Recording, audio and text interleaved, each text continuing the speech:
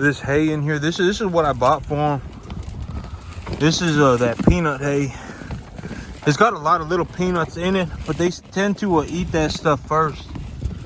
By mixing it in with their feed at this point, I figured the easiest way to get them to try and eat it is to mix it in with their corn, and it seems to be working. If they have bales sitting out, like if they have these bales that they've been chewing on over the past month or two, if they have these bales sitting out in front of them, they will eat the bales before they come and chew on this peanut hay, because they don't know what this peanut hay is. So I started mixing it in with their feed. I'm gonna see how they do on it. But that's what this stuff is. It's pretty clean. I've heard a lot of things about peanut hay, that it could have a lot of dirt and dust in it and stuff like that, but this hay is perfectly fine. It's just normal hay from what I've seen. It ain't a bad hay at all. And so I've got about 4 days now until my animals get here. Oh, I probably I'm thinking that I'm gonna sit on it for about a week. So when the new animals get here, I'm gonna have to keep a real good close eye on them to make sure nobody's getting sick. And it's gonna take them maybe about a week or two to adjust. So when they after they've adjusted, I am going to consider bringing in more animals.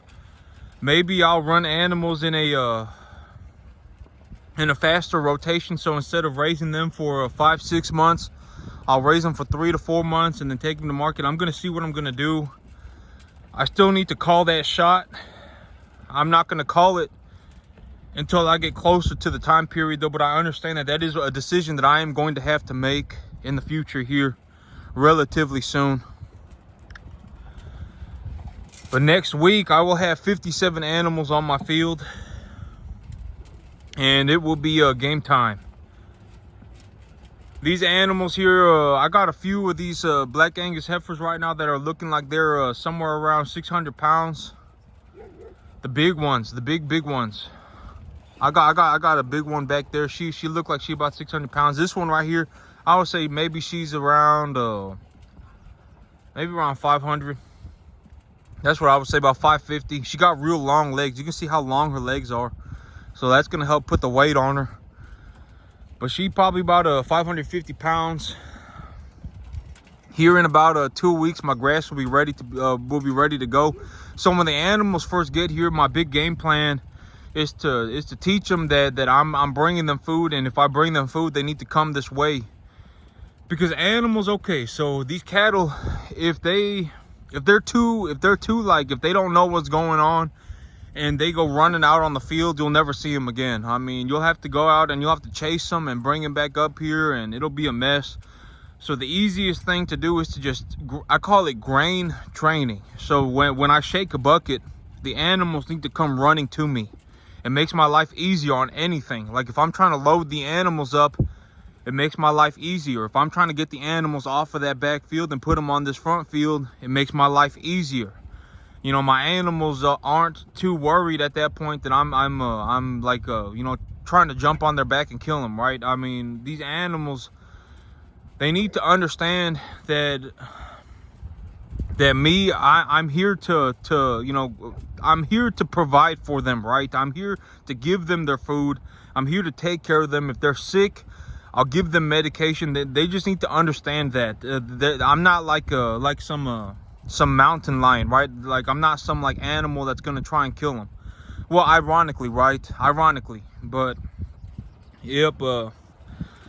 Yesterday, I know that this I was sitting there thinking about this, but it's not, you know, like when people say, oh well, nobody knows how I feel, oh man, it's easy to throw that pity party, right? Yesterday I was thinking about this, oh man, you know, I've caught myself thinking about it one time, and I said I'm not going to think like that, because, you know, I was like, man, you know, I probably make over $250,000 a year farming my 10 acres. Realistically, I probably make over $250,000. And then I sat there and I thought about it, and I was like, oh man, well, nobody knows how I feel. You know, nobody knows how it feels to make $250,000. And I was like, what a stupid thing to think. That's what I told myself. I said, you know, that's a horrible thing to think. What a stupid thing to think, because I mean, anybody has the capacity to understand how I feel, right? Like, they can go to the bank, put every dollar they have on the line, to sign a 30-year contract with the bank to purchase a piece of land, you know, go into debt, you know, tens of thousands of dollars, never have ran cattle before, go to the sale barn, buy 35 cattle and see how that goes for them, right? Anybody can realistically, it's not like, oh, nobody knows how I feel. Everybody has the capacity to know how I feel. Not a lot of people want to put themselves through it. That's the thing. It's like, you know, like when I see people and they come up to me and it's like, man, you know, I've been working 7 days a week, 15 hours a day for the last 15 years of my life, right? To get to this point. And they show up on the 15, on the, you know, I've been maybe working 14 years of my, I've been doing this consistently now for 14 years. If you find somebody who says this is my 14th, 15th year doing this, their life is going to look different, right? Their life is going to look different than the average person. They say, oh, well, you know, I've spent 14 years doing this, 15 years doing this. I mean, and then you look at them, look at what they got going on, right? It's usually going to be different. You know, if someone quits on year 7, year 8, year 9, year 10, year 1, week 3, they're not going to get very far, right? And they're usually never going to talk about it again. But, you know, it took me 14 years to get here. And I work 7 days a week, you know, 15 hours a day. And it's like, to have somebody show up on the 14th year of my life on like day, you know, like 285, you know, hour number 3, and say, oh, well, this, that, you know, it gets incredibly aggravating to me. It's just very annoying, because it's like, man, it took so long for me to do this, and it took so much effort for me to do this. You know, realistically, if these people, if they wanted to understand what I go through on a daily basis, it's not hard to understand, right? It's not hard to see what I go through. I mean, put everything, you know, go to the bank and ask them for money until they tell you that they're not going to give you any more money. Sign a 30-year contract on it. Take a piece of land. Go and purchase cattle. Never have ran cattle before in your life. Go, you know, take a loan from the bank. Purchase, you know, 40 cattle. Have 5 of them die. Sit there and look at your life, and that is the stuff that I went through, right? I mean, and it's not hard to understand what I go through on a daily basis, right? It's not hard. I mean, anybody can realistically understand what I go through, but a lot of people, when they see what I have to go through on a daily basis, they don't want it. They say, oh man, that's not for me. Oh man, absolutely not. I'm not going to go do that. I mean, who would realistically choose to do that, right? But for me, it's not, you know, I did make the choice to do it, but the reason I stuck to it was because, I mean, this is literally the only chance that I get. Like, when I signed the contract with the bank to purchase this piece of land, right, I took a 30-year note. I took a 30-year mortgage on this property. So 30-year mortgage means that I have to make payments on this property for 30 years, month after month after month, under any circumstance. Or I pay it off sooner. Either I pay the minimum over 30 years, or I pay it off sooner. Those are my two choices. I don't get, it's not like something like you know, there are some people, they'll work a job for a week, right, and then they'll quit. They'll decide that they want to live the life. They'll say that they want to do this, and then they'll work 15 hours a day for 1 week, and then they'll quit. They'll work 15 hours a day for 5 years, and then they'll quit. They'll work 15 hours a day for 10 years, and then they'll quit. Me, if I quit before I got to year 14, I would have never known that I was going to make money. Year 14 was the year that I made all of the money. So if I had quit on year 13, for whatever reason, right, whatever reason, I would not have. And here's the thing about, you know, that this may sound like a horrible thing to say, but it's the reality of the world, okay? And somebody needs to say it.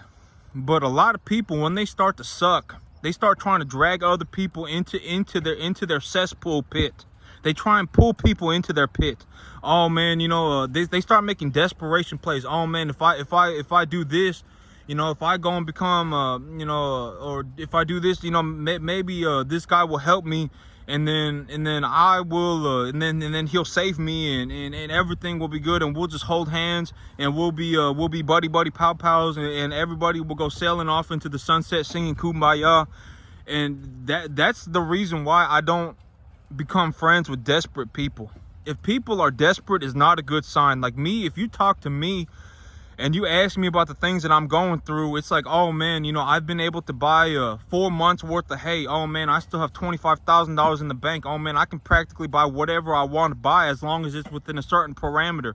Oh man, I got 50 animals coming in next week. Oh man, I run 57 cattle on my 10. Stuff like that.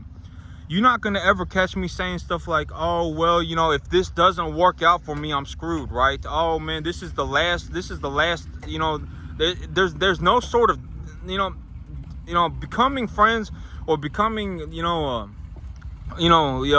putting yourself around people who are desperate is a horrible situation. You know, you really want to try, you really, don't even try, just do it, right? I mean, because it's not like something, like it's not like some unavoidable thing. You know, you don't want to put yourself around people who are desperate. Oh man, if this doesn't work out for me, I'm screwed. Oh man, what am I gonna do at the end of the month? I don't have any money. Oh man, I think that this person can save me. Like, it's not my job to save people. You know, I'm not Jesus. It's not my job to save people. You know, when like me, I thought about this the other day, but you know, I probably get along better with this man that I purchased my 50 Angus cattle from than I do with 99% of the world, right? Because at the end of the day, this man don't want nothing from me, and I don't want nothing from this man. I'm writing him a check, and he's providing me a product, and we're you know, at this point in time, from what I understand, I won't know until the animals get here, but at this point in time, you know, I'm happy with the purchase, and he's happy to sell me the cattle, and that's that, right? It's not like some subliminal thing going on, all like, oh my god, you know, maybe this guy gonna help me. Oh man, this, whatever, because realistically, it's not like me yesterday. But I've been thinking about this for a while, and I was like, maybe, you know, I could start a custom farming business and I can plant grass for people.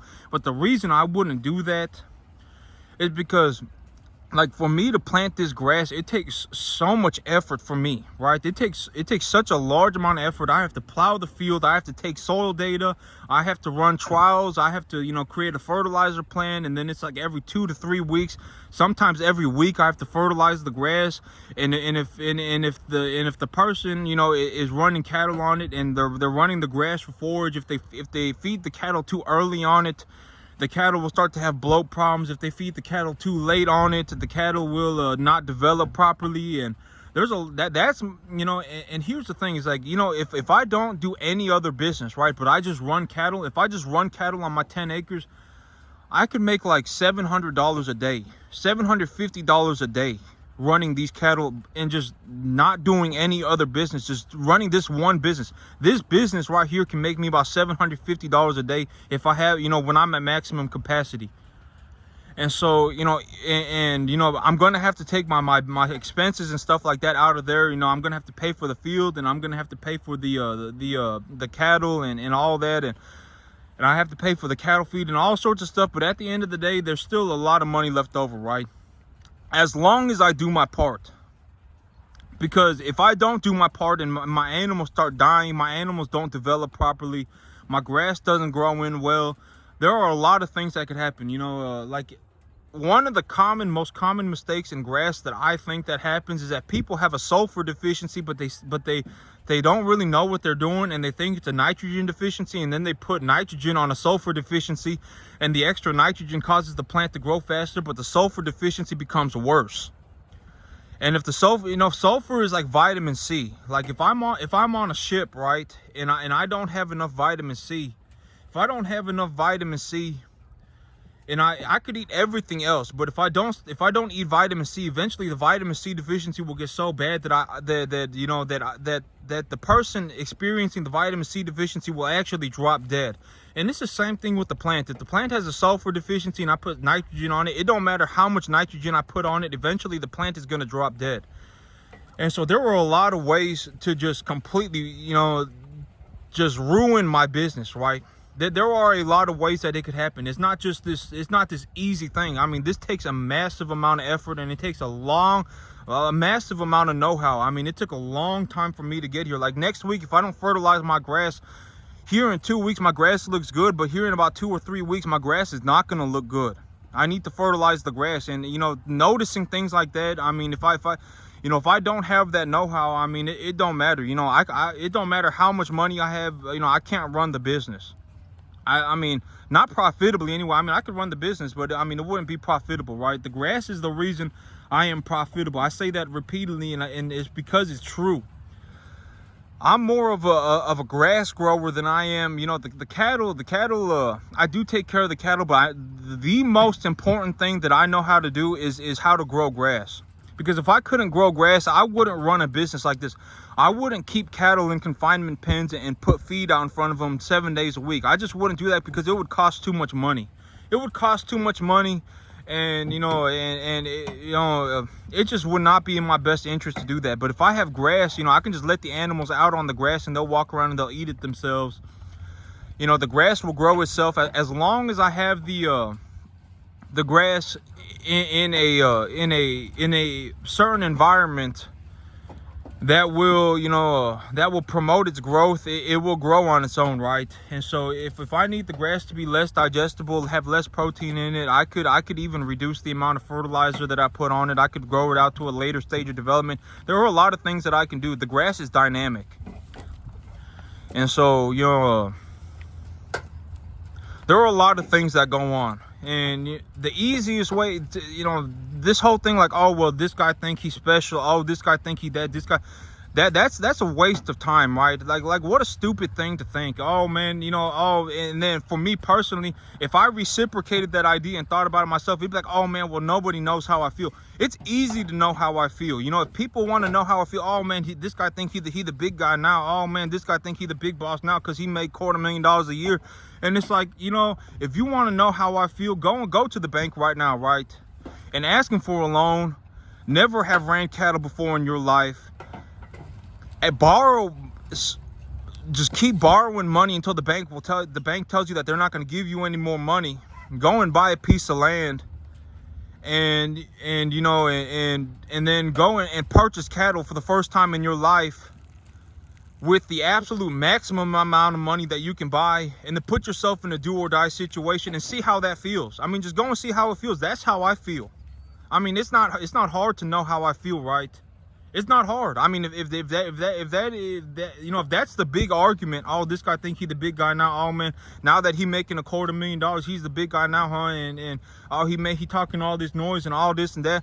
But it's not hard, you know. But if I thought like that, it would be like, oh well, nobody knows how I feel. But it's easy to know how I feel. It's easy to know. Go and try it for yourself. See how far you get. I mean, go.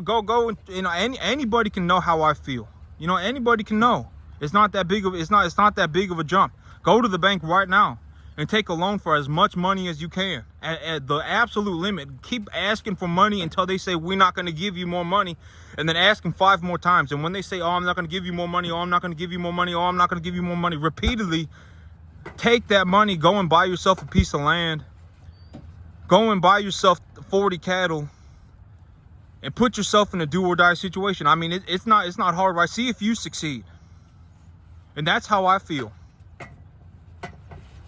And you know, see how easy, you know, a lot of people, oh well, you know, it feel like they just shoveling this guy money. See how easy it is. You know, it's not, you know, see if you can make $250,000 a year on 10 acres. Just go and try it. See if you can, right? And then you're gonna see what I go through. It's almost impossible, and it's so hard. But I mean, it's easy for me to say, you know, at the end of the day, you know, after I've accomplished all this and after I've gone through so much, you know, there were times, there were days, there were weeks, months on end where I fell asleep at 11 and woke up at 4 in the morning. I slept for 5 hours because I thought my cattle were dying, and I would have to run out here, and if they were sleeping, that was my chance to jump on their back and stick a needle in their neck, because, you know, if they were already down on the ground, it was easy for me to sneak up on them and jump on their back. I mean, but you try it. I mean, anybody can try it. Anybody can go for it, right? But almost nobody makes it. And that's the reason why I don't sit here and say everybody can make it, because everybody cannot make it. A lot of people, when they hit these walls of difficulty, they'll be like, okay, this is my time to quit. You know, this is my time to bail ship. I mean, they legitimately will. I mean, you know, when they hit something that is so immeasurably difficult that they've never experienced anything like that before in their life, they'll quit. They'll quit. almost nobody will go, okay, you know, I need to solve this, I need to figure this out, you know, or literally, you know, this is a do or die situation. And so it's easy to know how I feel. It's easy. And, you know, I'm not some special person. You know, if you want to know how I feel, I mean, just go for it, right? Just go and do it yourself. See if you come out the other end making $250,000. That's it for me today, YouTube. Y'all have a good one.